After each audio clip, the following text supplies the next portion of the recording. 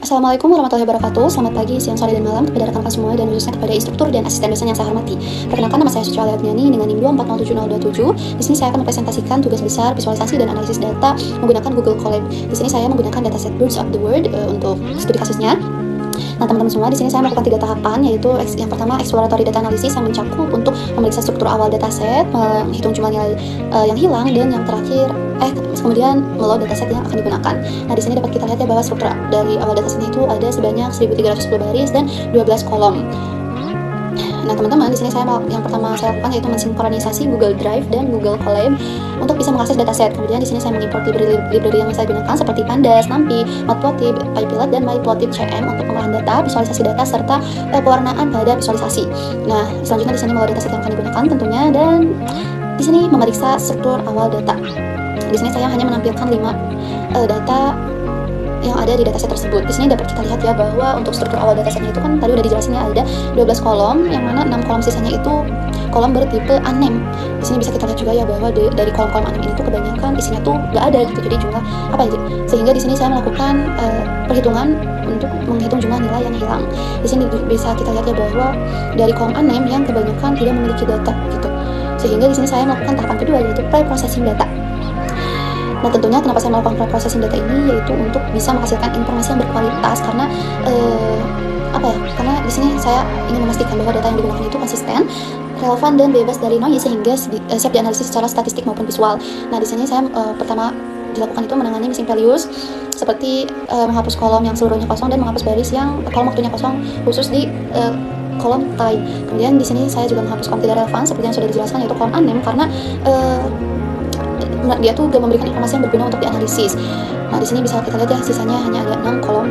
Kemudian di sini juga saya melakukan evaluasi dan penghapusan kolom seks, karena di sini bisa kita lihat bahwa dari kolom seks ini tuh isinya tuh kebanyakan tidak relevan, karena seperti yang kita ketahui bahwa seks sendiri tuh hanya ada male dan female. Sedangkan di sini saya hanya menampilkan 5 ya, kebanyakan tuh di sini ada unknown sebanyak 260, white underbody sebanyak 50, long 25, dan black cap, sehingga jika dibenerin satu-satu juga tidak memungkinkan, maka saya mengambil langkah untuk menghapus kolom tersebut.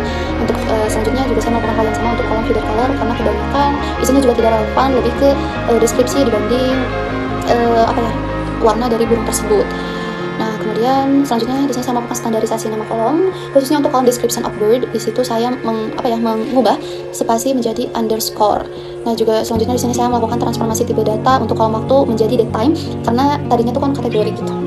Dan di sini saya melakukan menghapus data duplikat, dan yang terakhir memvalidasi dataset hasil cleaning. Di sini kita lihat bahwa sisa 4 kolom, yaitu kolom species, location, time, dan description of bird. Dan di sini bisa kita lihat bahwa kolom dan isinya itu sudah relevan, sehingga di sini saya melakukan penyimpanan dataset bersih. Di sini bisa kita lihat ya bahwa sudah tersimpan.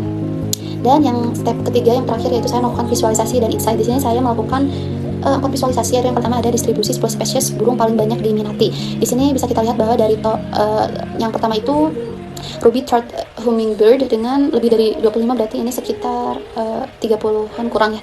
Dan yang paling ke-10 itu ada redis egret dengan kurang dari 10. Kemudian di sini distribusi spesies berdasarkan lokasi.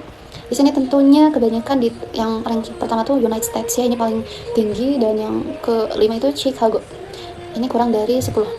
Dan yang ketiga ada kombinasi spesies lokasi dengan observasi terbanyak, top 10 ya. Di sini saya hanya menampilkan top 10.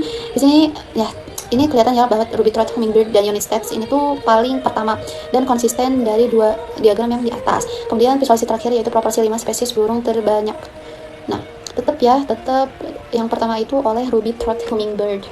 Nah, mungkin dari langsung aja teman-teman, jadi insight utama yang bisa didapatkan yaitu dapat disimpulkan bahwa pola pengamatan burung dalam dataset tidak tersebar secara merata baik dari sisi spesies maupun lokasi. Nah, sehingga di sini saya akan merekomendasikan beberapa, yaitu yang pertama tuh perlu dilakukan pengumpulan data tambahan pada lokasi dan spesies yang masih minim observasi untuk meningkatkan kualitas dan keseimbangan dataset. Kemudian penelitian selanjutnya dapat mempertimbangkan faktor waktu, musim, atau kondisi lingkungan untuk melihat pengaruhnya terhadap pola pengamatan burung. Dan yang terakhir mungkin dataset ini juga bisa dimanfaatkan sebagai dasar awal pemetaan distribusi spesies burung, terutama untuk spesies yang sering dijumpai.